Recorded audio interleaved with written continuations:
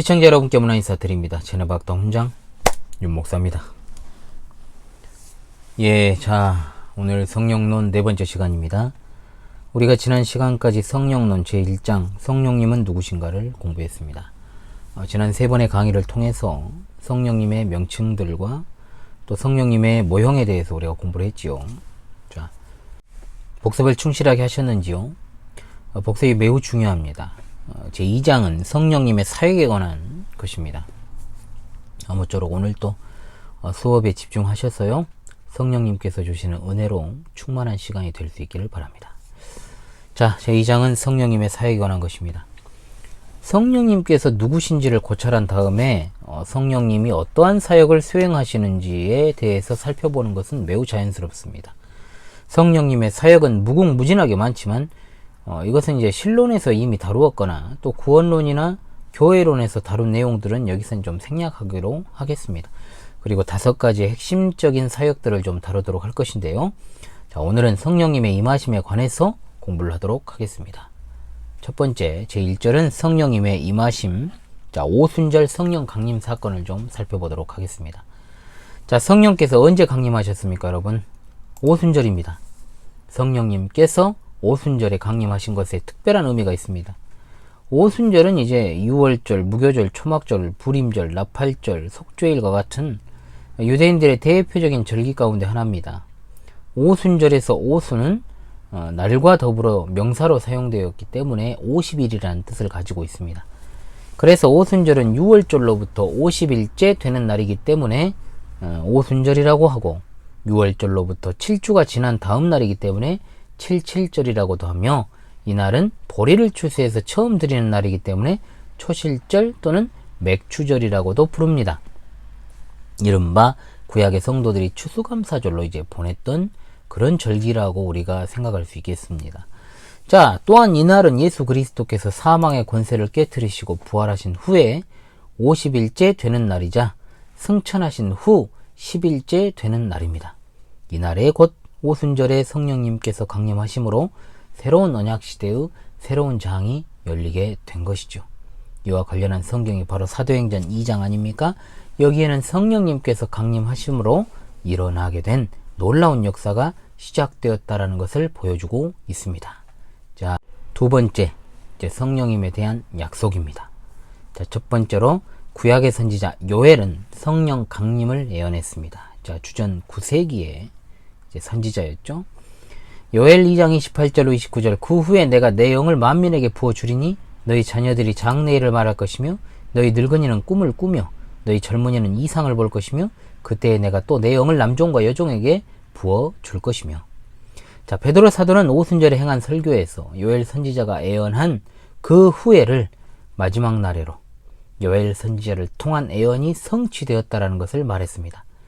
이것은 성령 강림 사건이 하나님 나라의 도래와 말세의 시작이라는 것을 알리는 아주 위대한 사건이었다라고 볼 수 있는 거죠. 그리고 두 번째, 세례 요한을 통해서 약속하셨습니다. 이 약속은 오순절에 성취되었습니다. 마태복음 3장 11절, 나는 너희로 회개하게 하기 위하여 물로 세례를 베풀거니와 내 뒤에 오시는 이는 나보다 능력이 많으시니 나는 그의 신을 들기도 감당하지 못하겠노라. 그는 성령과 불로 너희에게 세례를 베푸실 것이요. 요한복음 1장 32절 34절, 요한이 또 증언하여 이르되 내가 보매 성령이 비둘기같이 하늘로부터 내려와서 그의 위에 머물렀더라. 나도 그를 알지 못하였으나 나를 보내어 물로 세례를 베풀라 하신 그 이가 나에게 말씀하시되 성령이 내려서 누구 위에든지 머무는 것을 보거든 그가 곧 성령으로 베푸는 세례를 베푸는 이인 줄 알라 하셨기에 내가 보고 그가 하나님의 아들이심을 증언하였노라 하니라. 아멘. 그리고 세 번째, 예수 그리스도께서 약속하셨습니다. 예수님은 십자가 위에서 고난을 당하시기 전에 성령을 보내주시기로 약속하셨습니다. 이 약속이 오순절에 그대로 성취된 것입니다. 요한복음 14장 16절 17절과 26절 말씀입니다. 내가 아버지께 구하겠으니 그가 또 다른 보혜사를 너희에게 주사 영원토록 너희와 함께 있게 하리니 그는 진리의 영이라 세상은 능히 그를 받지 못하나니 이는 그를 보지도 못하고 알지도 못함이라. 그러나 너희는 그를 아나니 그는 너희와 함께 거하시며 또 너희 속에 계시겠음이라. 보혜사 곧 아버지께서 내 이름으로 보내실 성령, 그가 너희에게 모든 것을 가르치시고 내가 너희에게 말한 모든 것을 생각나게 하리라. 아멘. 요한복음 15장 26절입니다. 내가 아버지께로부터 너희에게 보낼 보혜사 곧 아버지께로부터 나오시는 진리의 성령이 오실 때에 그가 나를 증언하실 것이요. 요한복음 16장 8절 그리고 13절입니다. 그가 와서 죄에 대하여 의에 대하여 심판에 대하여 세상을 책망하시리라. 그러나 진리의 성령이 오시면 그가 너희를 모든 진리 가운데로 인도하시리니 그가 스스로 말하지 않고 오직 들은 것을 말하며 장래 일을 너희에게 알리시리라. 아멘. 또한 예수님께서는 부활하시고 승천하시기 전에도 이미 성령을 보내주시기로 약속하셨습니다. 사도행전 1장 8절입니다. 오직 성령이 너희에게 임하시면 너희가 권능을 받고 예루살렘과 온 유대와 사마리아와 땅끝까지 이르러 내 증인이 되리라 하시니라. 아멘. 예수님의 제자를 비롯한 120명의 성도들은 주님의 말씀을 따라 예루살렘 성내 어느 한 곳, 마가의 다락방이죠. 여기에 모여서 약속하신 성령님을 간절히 기다렸습니다.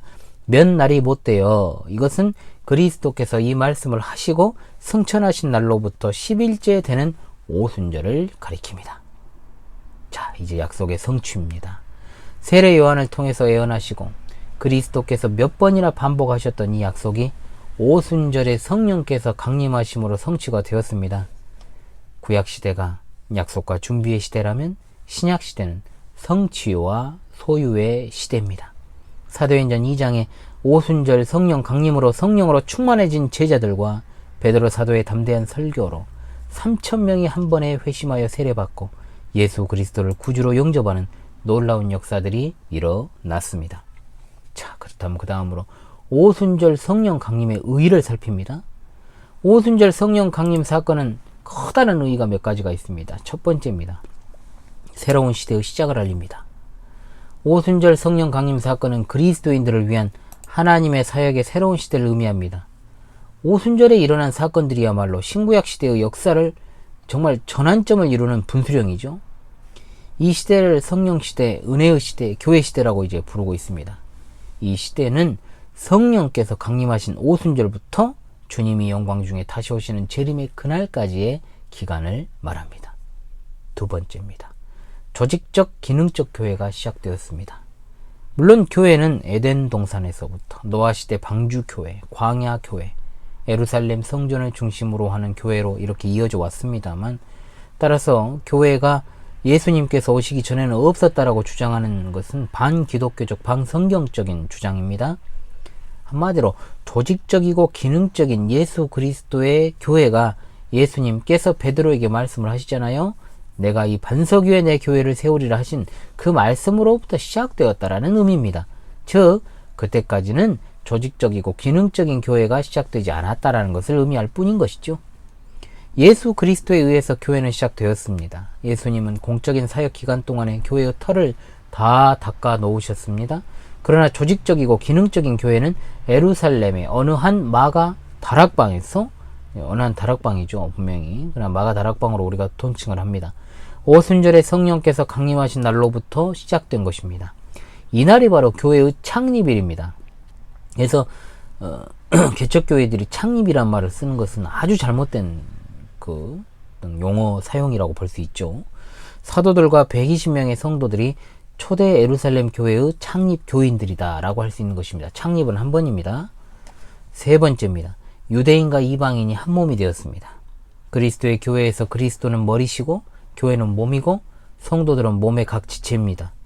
몸된 교회의 지체들은 유대인들과 이방인들, 자유인들과 종들, 남녀노소가 다 포함되어 있습니다. 네 번째, 전 세계를 향한 종말의 복음 선포식입니다. 오순절 성령 강림은 어떤 특정한 집단이나 그룹에게만 주어진 것이 아니라 도리어 유대인과 이방인, 특히 헬라인과 자유인과 노예 간에 이제 막힌 담이 이제 허물어지는 날이었습니다.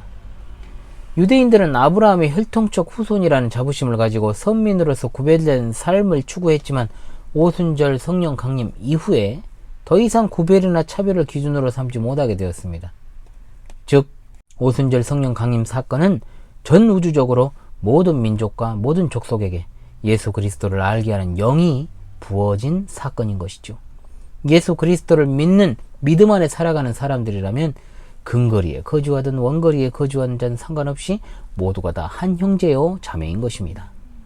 이처럼 우주적이고 전 세계를 향해서 준비되고 제정된 오순절은 구원 역사의 성취의 최절정을 보여주신 날입니다. 오순절 이후에 믿게 된 성도들은 각자에게 내주하신 성령 하나님의 역사와 감동에 따라서 예수 그리스도를 주님으로 고백하고 믿으며 살아가게 된 것입니다. 자, 그 다음으로 이제 성령님의 인치심에 대해서 공부를 좀 하려고 했습니다만은 이것은 다음 시간에 좀 공부를 해야 될 것 같습니다. 조금 이제 수업을 너무 길지 않게 하려고 하는 저의 방안이니까요.